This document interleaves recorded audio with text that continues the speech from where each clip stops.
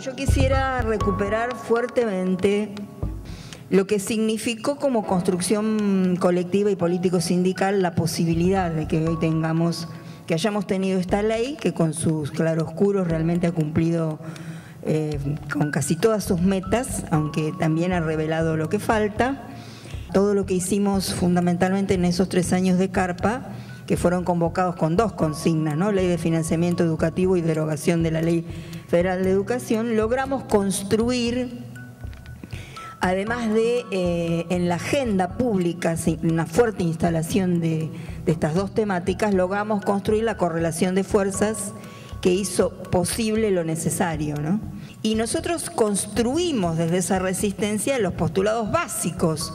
Entonces yo creo que ahí es donde nosotros tenemos que darle el enorme valor que tiene el accionar concreto de nuestras organizaciones en alianza con otras organizaciones para generar agenda pública y generar al mismo tiempo la correlación de fuerzas que hace posible avanzar con aquello que decimos que es necesario, ¿no? El mayor impacto sobre la posibilidad de mejorar la inversión educativa en la Argentina fue la recuperación del poder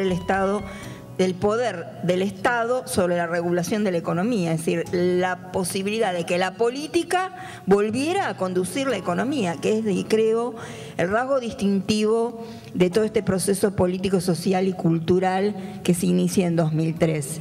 Porque esta ley, y lo muestran los números claramente, obligó a las provincias a destinar una cantidad específica de los recursos coparticipables a la inversión educativa. Es decir, no es que mejoró el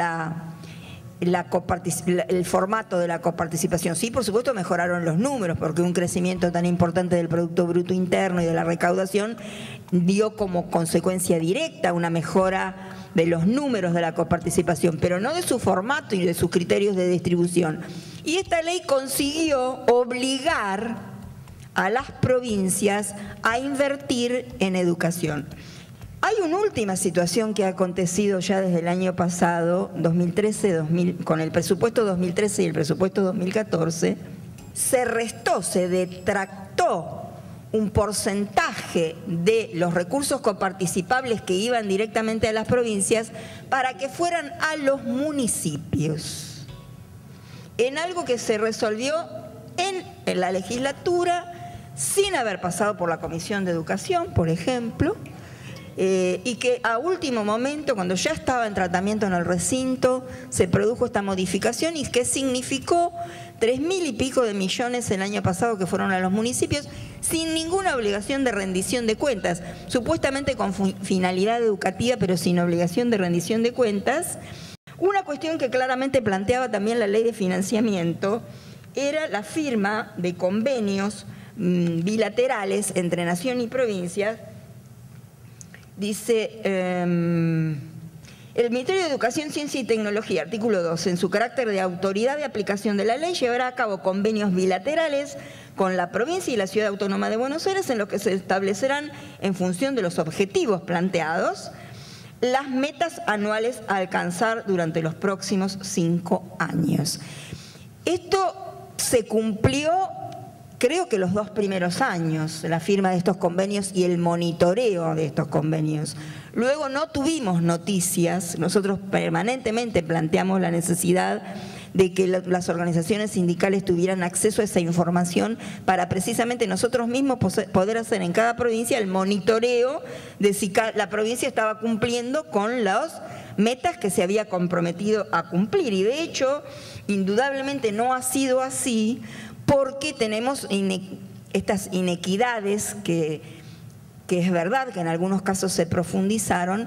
En algunos casos tuvieron situaciones muy concretas de aporte del Estado Nacional, por ejemplo, para construcción de escuelas, para construcción de edificios de institutos de formación docente para refacciones de escuelas que hoy todavía estamos esperando que se refaccionen y que se construyan, ¿no? Un caso muy grave es, además de la situación que tenemos en provincia de Buenos Aires en materia de infraestructura, es el caso de la provincia de Corrientes, ¿no? Donde tiene una situación edilicia muy grave, no solamente en relación a los edificios, sino a la provisión hasta de agua potable, ¿no? Y a la falta total de personal. Ya en la provincia de Corrientes prácticamente ya no existe más personal estable de limpieza y cocina en las escuelas, ¿no? Son donde hay algo, son planes sociales que realizan tareas, personas que tienen planes sociales que realizan estas tareas, o sea que además esos estados provinciales se han liberado de personal de planta y no cumplen, o sea, no han cumplido con esa función y las escuelas están sucias. Y lo que dice el artículo 17 es, ante el incumplimiento de las obligaciones por parte de las provincias y la Ciudad Autónoma de Buenos Aires que se derivan de la presente ley, el Ministerio de Educación, Ciencia y Tecnología, en su carácter de autoridad de aplicación y en consulta con el Consejo Federal, instrumentará o promoverá la ejecución total o parcial de la retención de las transferencias de los fondos asignados en el presupuesto del Ministerio de Educación con destino a las jurisdicciones hasta tanto se cumplimenten las condiciones acordadas con el Gobierno Nacional. No sucedió nunca. Ni siquiera hemos logrado que se hagan auditorías. Las metas no cumplidas de la Ley de Educación Nacional, que están vinculadas a esta falta de recursos, que todavía requiere sostener y levantar del todo esta escuela pública argentina tan vapuleada desde la dictadura militar en adelante, con las transferencias, con la desinversión, con el corrimiento del Estado, con el favorecimiento de la inversión de recursos en la escuela privada también, ¿no? Menciono algunos que me parecen como los más importantes. Jornada extendida o completa, la ley de financiamiento fijaba no menos de un 30% de las escuelas. No hemos llegado ni al 15%.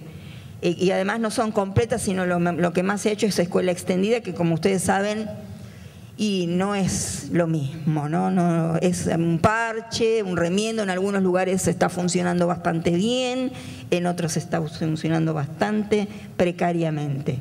La enseñanza de la segunda lengua informática en todas las escuelas, esto no está. Obviamente que todos los jóvenes puedan terminar el nivel medio no depende solo de los recursos, hay que hacer una transformación muy profunda de la escuela secundaria en términos de organización del conocimiento, digamos, organización curricular, organización del trabajo docente y organización escolar, ¿no? ¿Por qué pensamos en la necesidad de una nueva ley? Nueva ley que dé continuidad a esto. Nosotros creemos que esta ha sido una ley muy importante, la ley de financiamiento, que sobre todo permitió salir del paso a la catástrofe educativa que teníamos en Argentina en 2001-2002, amasada durante varias décadas, ¿no? Desresponsabilización de los estados, tanto nacional como provinciales, no solo del financiamiento educativo, sino de todos los sistemas educativos y del derecho social a la educación, ¿no? Desde que se convirtió la educación en un servicio, en una mercancía, desde que la ley federal no la definió como un derecho, desde que se fueron incrementando cada vez más los subsidios a las escuelas privadas sin criterios de ningún tipo de administración, aunque en algunas provincias se han hecho algunos intentos muy valiosos de mejorar esto. Necesitamos que para consolidar este 6.7 que hoy tenemos de inversión educativa, porque no pensemos que esto no puede retroceder, tengamos en cuenta lo que todos los días leemos en los grandes medios monopólicos y permanentemente pregonan los voceros de la oposición, los voceros de los partidos políticos de la oposición, pero también de algunas de sus fundaciones supuestamente académicas y también de los medios de comunicación de masas y también de algunos voceros internacionales que vienen también a seguir bajando la vieja línea Banco Mundial y Fondo Monetario Internacional acerca de las inversiones del Estado. Por lo tanto, va en caso de que ganen las elecciones algunos de los personeros de la restauración conservadora a la que se quiere volver, por parte de esos personajes políticos y sus mandantes, que por supuesto son los grandes grupos concentrados de capital, se nos avisora la posibilidad de que haya incluso un retroceso en materia de inversión educativa. Por eso necesitamos que esta ley, que quedó medio floja de papeles, que cumplió parcialmente sus metas, que tiene deficiencias, que tiene aspectos que aún no se han cumplido, sea ratificada con una nueva ley, con nuevas metas, acorde a lo que hemos diagnosticado respecto de lo que falta, pero acorde además a lo que viene, a lo que vendrá, al futuro, a pensar efectivamente la mejor educación para nuestros niños, niñas, adolescentes y jóvenes, que es para nosotros educación de calidad, que preferimos decir educación integral igualitaria, que es para nosotros. Es aquella que efectivamente garantice que todos los niños, niñas, adolescentes y jóvenes expandan al máximo sus capacidades para todas las prácticas sociales, científicas, expresivas, artísticas, deportivas, laborales, sociales, ciudadanas, organizativas, etcétera, y preparen a los estudiantes para ser ciudadanos activos en la transformación de su vida y la de su entorno social.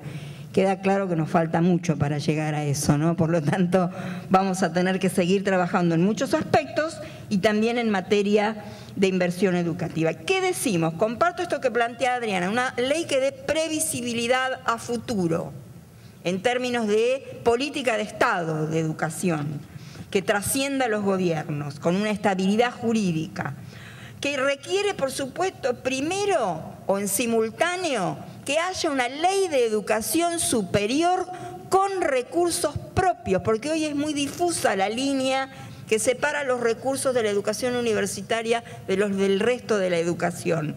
Y porque además es absolutamente inconcebible, inexplicable, inexcusable que tengamos todavía hoy vigente la Ley de Educación Superior del menemismo. Ley liberal, absolutamente, que permite que las universidades hagan negocios con las grandes empresas, vendan servicios que después no figuran en ningún presupuesto educativo y que, amparados en una muy mal entendida autonomía universitaria, se escabullen a la opinión pública y a la auditoría social. Una ley que, por supuesto, destine más recursos a la educación, que pueda llegar a 8 puntos del Producto Bruto Interno, porque realmente lo que falta todavía es mucho. Cuando uno recorre las provincias ve las dos cosas. Es decir, yo tengo el privilegio de recorrer las provincias hace 10 años, desde antes de ser secretaria general, cuando era la secretaria de Educación y recorría promoviendo el debate de la nueva ley de educación. Y por supuesto es abismal. Cuando uno va a Formosa, por ejemplo, y ve las escuelas que hay hoy y las que había hace 10 años, bueno, es abismal la diferencia. Pero todavía uno ve en nuestro norte grande escuelas con aulas superpobladas. Todavía uno ve escuelas a las que tienen muy difícil acceso, me refiero a lo físico, a los caminos, a los lugares a donde hay que llegar. Necesitamos una ley que tenga criterios objetivos de distribución de los recursos para que no esté sujeta a ningún tipo de discrecionalidad y con auditoría social de qué se han hecho con esos recursos, que podamos intervenir también las organizaciones sindicales, que tenemos derecho a participar, aunque solamente nos convocaron una vez en el Consejo Federal, de ver esos números, de ver esas cuentas, de ver esa distribución y poder ayudar, porque en realidad esto ha sido muy claramente, nuestras organizaciones sindicales de cada una de las provincias han sido quienes principalmente han monitoreado la ejecución de las mejores políticas nacionales que ha aprobado el Consejo Federal.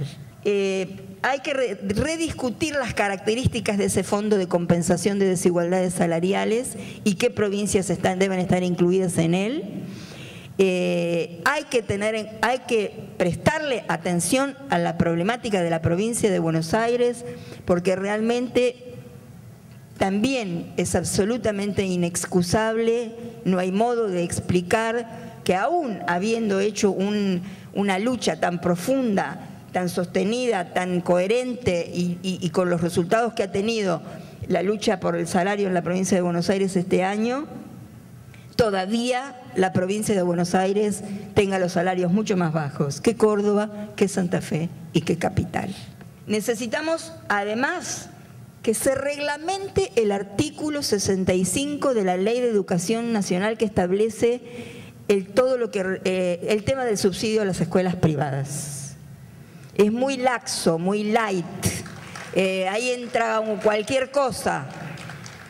O sea, tiene que ser mucho más claro, tiene que hablarse claramente de que no puede subsidiarse a escuelas que tengan fines de lucro. Necesitamos avanzar, por supuesto, en escuelas de jornada completa, en la cobertura del nivel del jardín maternal, del primer ciclo. No hay cobertura estatal, educativa, se pretende reemplazarla por una cobertura asistencial, educativa del primer ciclo del nivel inicial. Esto requiere también más recursos. Por supuesto, nosotros planteamos obligatoriedad de 3 a 5, no solo 5 y 4 garantizar la cobertura, ¿no? Bueno, en Buenos Aires ya hay, y en Capital también, no me acuerdo, hay algunas provincias pocas que tienen obligatoriedad de 4. Por supuesto, avanzar en bajar la tasa de repitencia y sobreedad en primaria, que es alta, y en lograr que todos los chicos que ingresan a la escuela secundaria permanezcan y egresen, ¿no? Porque tenemos todavía un desgranamiento muy importante. ¿Esto qué requiere? Que nosotros nos pongamos a trabajar fuertemente en armar un amplio arco de alianzas para que nuevamente volvamos a instalar en la agenda pública que tenemos que defender muy fuertemente lo que se ha hecho porque está en peligro, pero que además una de las formas de defenderlo porque está en peligro es, por supuesto, ir por más. Y no solo, sino hacerlo desde la Central de Trabajadores de la Argentina con el resto de las organizaciones, en los barrios, con todo aquel que se cuadre que tengamos en el entorno de las escuelas y hacerlo bien desde abajo y visibilizarlo en estos próximos meses muy fuertemente. Esa es nuestra tarea.